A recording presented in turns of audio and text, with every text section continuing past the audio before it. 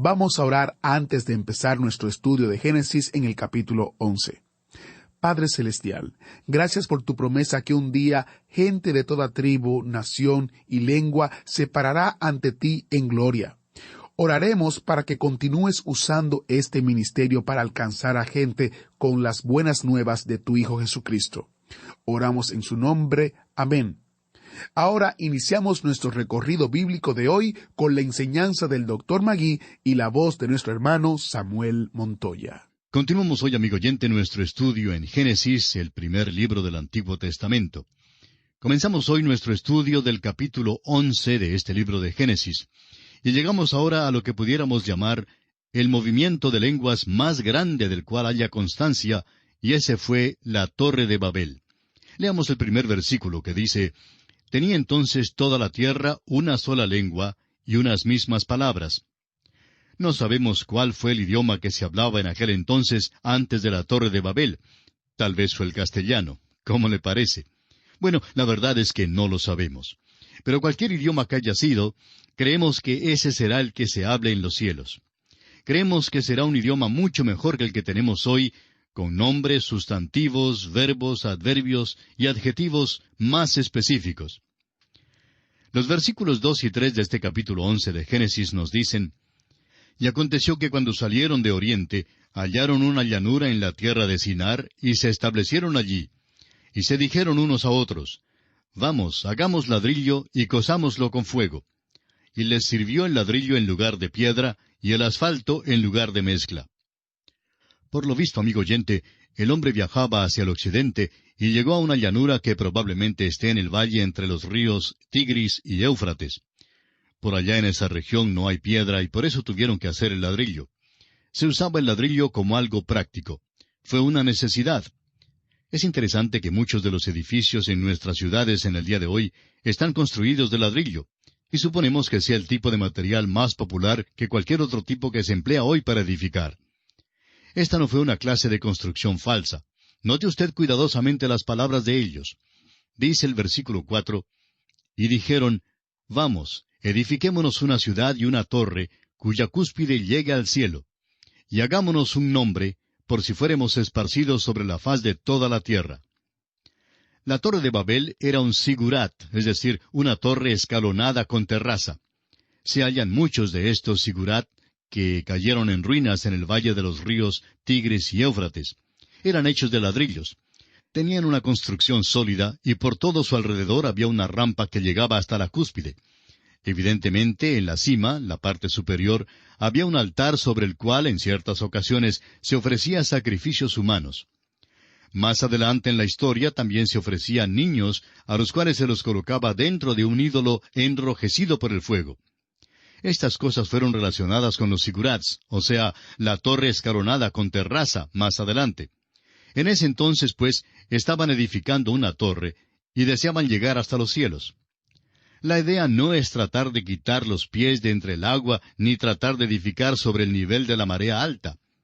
Este sentido no se encuentra aquí en esta porción. Lo que trataban de edificar era algo que sirviera como punto de reunión para los hombres contra Dios. La Torre de Babel fue una rebelión contra el Dios Todopoderoso. Al parecer, Nimrod encabezó este movimiento. Fue constructor de Babel y la Torre de Babel, la cual sería el lugar para el levantamiento de un imperio mundial que se opusiera a Dios. Para poder lograr su ambición y realizar sus sueños, le faltaban a Nimrod dos factores esenciales. Primero, le faltaba un centro de unidad, es decir, un tipo de centro de operaciones. Le faltaba una capital, por decirlo así, un lugar para juntarse, un lugar al cual acudir. Por eso construyó la ciudad de Babel, porque llenaba uno de sus requisitos para realizar su sueño de levantar un imperio mundial. En segundo lugar, le faltaba un punto de reunión. No era meramente un lugar geográfico, sino un punto psicológico. Le faltaba algo para motivar, para inspirar la chispa del entusiasmo, algo semejante a una canción o un grito de guerra. Le faltaba un tema impelente y urgente. Le faltaba un monumento. En aquel día fue la Torre de Babel donde el desafío y la rebelión contra Dios se encontraron. Hagámonos un nombre, dijeron. Fue el lugar de una ambición ilimitada. La Torre de Babel no era un lugar a donde el hombre podía acudir en la hora de la marea alta. No estaban construyendo sobre el nivel de la marea alta. Esa es una interpretación muy trivial y hasta infantil. No, esta torre revelaba la actitud arrogante, desafiante y rebelde del hombre contra Dios. Dios había mandado al hombre que debía esparcirse por toda la tierra y llenarla. Pero el hombre contestó, ¿qué va? No pensamos esparcirnos, sino por el contrario, juntarnos. No queremos tener nada más que ver contigo. La Torre de Babel fue edificada para mostrar que el hombre se oponía a Dios. Ahora, la torre era más que un mero símbolo. Tenía una significación religiosa. En un sigurat, o sea, en uno de esos templos de forma de torre escalonada con terraza, adoraban a la criatura en vez de adorar al Creador. Adoraban el sol, la luna y las estrellas. Eran sólidos de construcción y algunos eran redondos, mientras otros eran cuadrados. Todos tenían esa rampa que conducía a la cúspide donde se efectuaba la adoración. Quizá escogían al sol, la luna y las estrellas, porque al poder verlos sabían que no iba a haber una inundación. En vez de arrepentirse, consideraron que Dios era malo porque había enviado el diluvio. Veamos ahora la reacción de Dios. Para ello leamos los versículos 5 y 6 de este capítulo 11 de Génesis. Y descendió Jehová para ver la ciudad y la torre que edificaban los hijos de los hombres. Y dijo Jehová, He aquí el pueblo es uno, y todos estos tienen un solo lenguaje, y han comenzado la obra, y nada les hará desistir ahora de lo que han pensado hacer. Todos los hombres hablaban un solo idioma y por tanto no tenían esa barrera tremenda del idioma. De modo que podían juntarse y tratar de edificar una torre. Encontramos aquí que la naturaleza del hombre todavía está caída a pesar del diluvio. Es totalmente depravado. Dios no puede ignorar esta rebelión porque es una rebelión contra Él mismo. Dios va a levantar un muro protector entonces y va a levantarlo porque el hombre es una criatura muy capacitada. Puede viajar a la luna y puede volar en un avión de reacción. ¿No le parece a usted asombroso, amigo oyente, el hecho de que podamos sentarnos en un avión de reacción por allá muy alto en el aire y que a la vez puedan servirnos una comida muy apetitosa? Pues es increíble. El hombre ha logrado eso, amigo oyente. El hombre es una criatura competente. Ha avanzado maravillosamente en la tecnología de las comunicaciones. Si todos los hombres hablaran el mismo idioma, pues podrían entonces juntarse contra Dios. Por tanto, Dios decide levantar una barrera. Los versículos 7 al 9 de este capítulo 11 de Génesis nos dicen, Ahora pues, descendamos y confundamos allí su lengua, para que ninguno entienda el habla de su compañero. Así los esparció Jehová desde allí sobre la faz de toda la tierra, y dejaron de edificar la ciudad.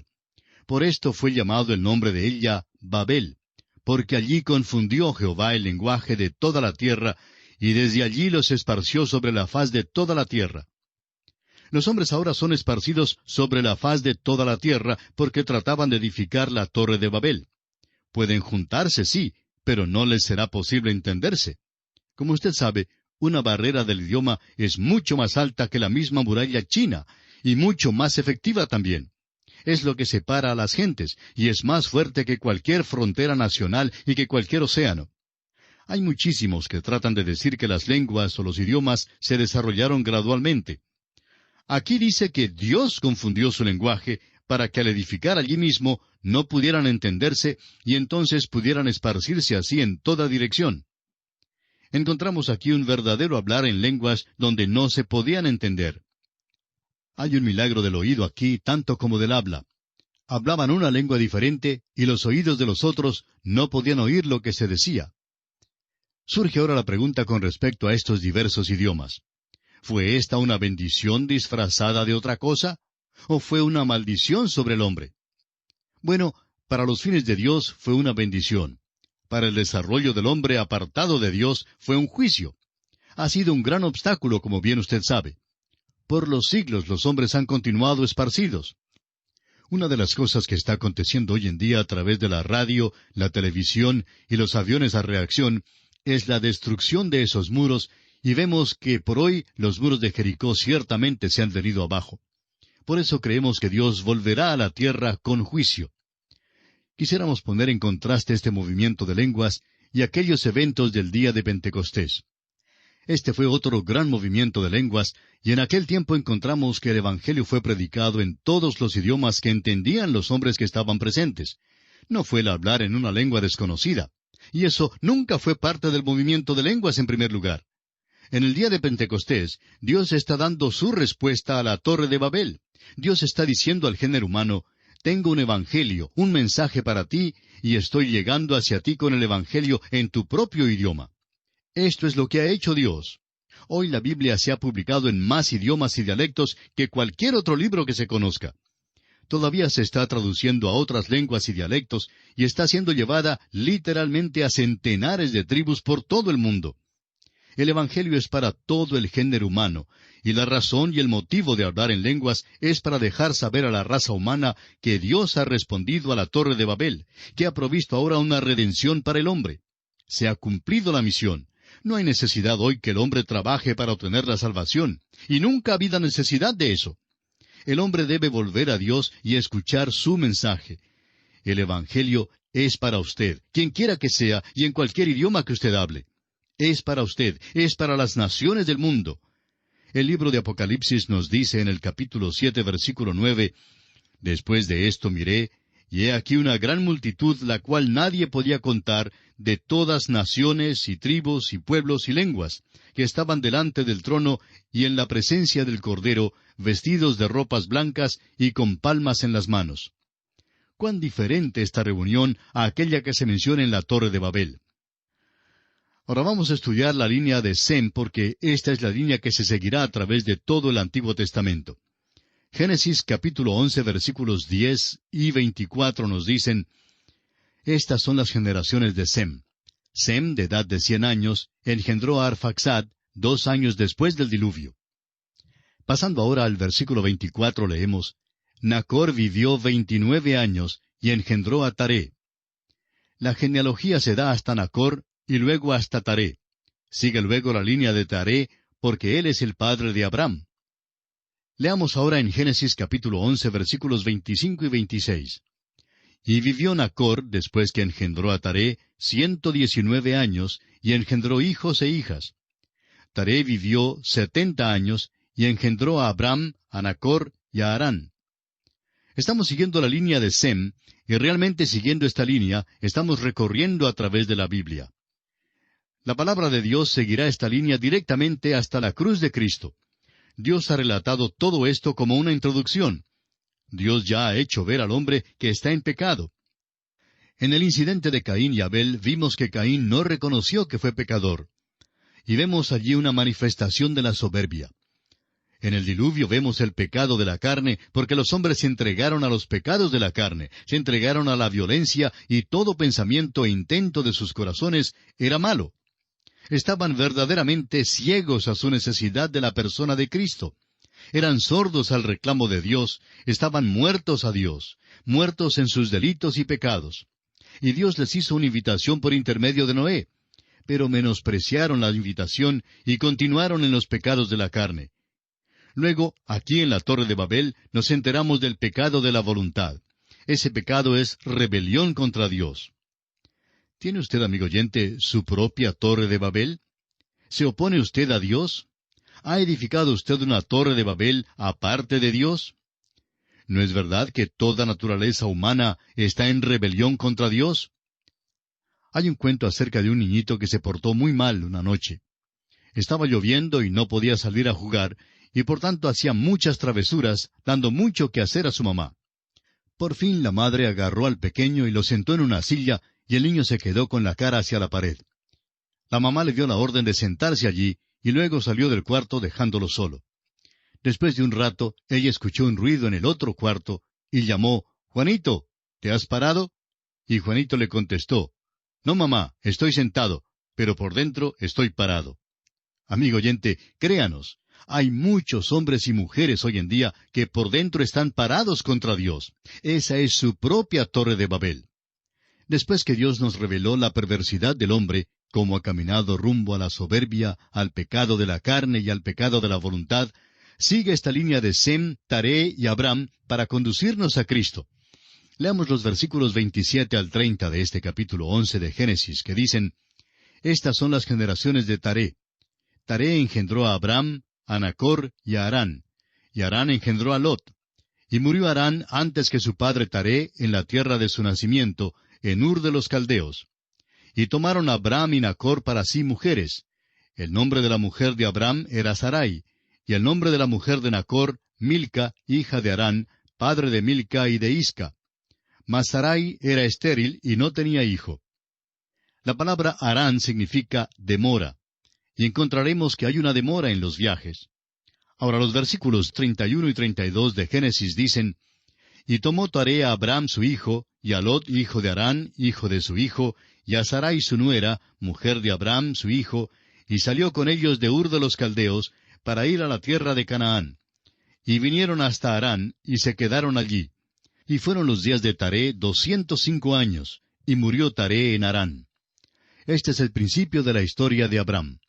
Y en este punto el libro de Génesis y la Biblia misma cambian de aspecto. Encontramos aquí lo que pudiéramos llamar un abismo o precipicio que marca una división grande en el libro de Génesis. Los primeros 11 capítulos están a un lado del precipicio y los 39 capítulos restantes están al otro lado del abismo. Los primeros 11 capítulos abarcan un mínimo de tiempo de 2000 años y posiblemente más. Ya hablamos de esto cuando comenzamos nuestro estudio del libro de Génesis. Este período es igual al que abarca el resto de la Biblia entera, es decir, otros 2000 años. En otras palabras, al terminar nuestro estudio de los 11 primeros capítulos de Génesis, nos encontramos a medio camino a través de la Biblia. Ahora, en lo que se refiere al resto del libro de Génesis, el tiempo comprendido entre el capítulo 12 hasta el capítulo 50 es de 350 años.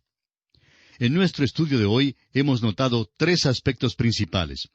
En primer lugar, hablamos sobre la construcción de la Torre de Babel. Notamos que los hombres comenzaron a fabricar el ladrillo y lo utilizaron para la construcción de la torre en lugar de la piedra. Dijimos que la Torre de Babel tenía la forma de un sigurat, o sea, una torre escalonada con terraza, a cuya cima se llegaba por una rampa o camino que rodeaba la estructura por la parte externa. Notamos asimismo que el propósito de la Torre de Babel fue el de reunir a los hombres para rebelarse contra Dios, y que al parecer Nimrod fue quien encabezó el movimiento de rebelión. El segundo aspecto que notamos hoy fue la reacción de Dios ante los designios del hombre, y cómo Dios frustró el propósito de los hombres al confundir las lenguas. Vimos que al no poder entenderse, se vieron en la necesidad de esparcirse en todas direcciones. Dijimos que para los fines de Dios, la confusión de lenguas fue una bendición, pero que para el desarrollo del hombre, apartado de Dios, esto constituyó un juicio. Establecimos también un contraste entre el movimiento de las lenguas en Babel y aquellos eventos que tuvieron lugar en el día de Pentecostés. Señalamos que en el día de Pentecostés el Evangelio fue predicado en todos los idiomas que se entendían, y que tal mensaje fue entendido por quienes estuvieron presentes. En aquella ocasión no se habló en una lengua desconocida. En el día de Pentecostés, Dios estaba dando su respuesta a la Torre de Babel. El tercero y último aspecto que tratamos hoy fue la línea genealógica de Sem. Y dijimos que estudiaríamos esa línea porque la línea de Sem es la que se seguirá a través de todo el Antiguo Testamento. Vimos que después que Dios nos reveló la perversidad del hombre, cómo ha caminado rumbo a la soberbia, al pecado de la carne y al pecado de la voluntad, continuaba con esta línea de Sem, Taré y Abram para conducirnos directamente a la persona de Cristo. Hagamos ahora un breve recuento de lo que hemos observado en estos primeros 11 capítulos del libro de Génesis. Dijimos que estos capítulos nos hablan de 4 grandes eventos. El primer evento que notamos es la creación, la cual está contenida en los capítulos 1 y 2 de Génesis. En este evento notamos la creación del universo, la creación del hombre y la mujer, y el tiempo que Dios empleó para la creación, o sea, 6 días. Con respecto al tiempo dijimos que fueron días de 24 horas. El segundo gran evento es la caída del hombre, de la cual nos hablan los capítulos 3 y 4 de Génesis. Pudimos notar en este evento que debido a su desobediencia, el hombre perdió la íntima comunión que tenía con Dios hasta entonces, produciéndose así la muerte espiritual, es decir, la separación del hombre de su Creador. Este es el aspecto central de este segundo evento. El tercer evento fue el diluvio. Los capítulos 5 al 9 de Génesis nos relatan este evento. Este evento constituyó el juicio de Dios sobre la tierra por razón del pecado del hombre y su completo alejamiento de Dios. Solo Noé y su familia, junto con 2 animales, macho y hembra, de cada especie de animales inmundos, y 7 parejas de animales limpios de cada especie, escaparon del diluvio. Cuando Noé salió del arca, tomó de todo animal limpio y de toda ave limpia, y ofreció holocausto a Jehová. Encontramos también en este evento que Dios puso el arco iris en las nubes como señal de su pacto y su promesa de no destruir más la tierra por medio de un diluvio. Y el cuarto evento que encontramos es la Torre de Babel. Este evento lo encontramos narrado en los capítulos 10 y 11 de Génesis, y hoy hemos terminado de ver lo que este evento constituye. Así pues, amigo oyente, concluimos nuestro estudio de esta primera parte del libro de Génesis. En nuestro próximo programa comenzaremos la consideración de la segunda parte, es decir, pasaremos al otro lado del abismo o precipicio, y esperamos que usted nos acompañe. Gracias por hoy, y que Dios le bendiga copiosamente. Y así terminamos por hoy.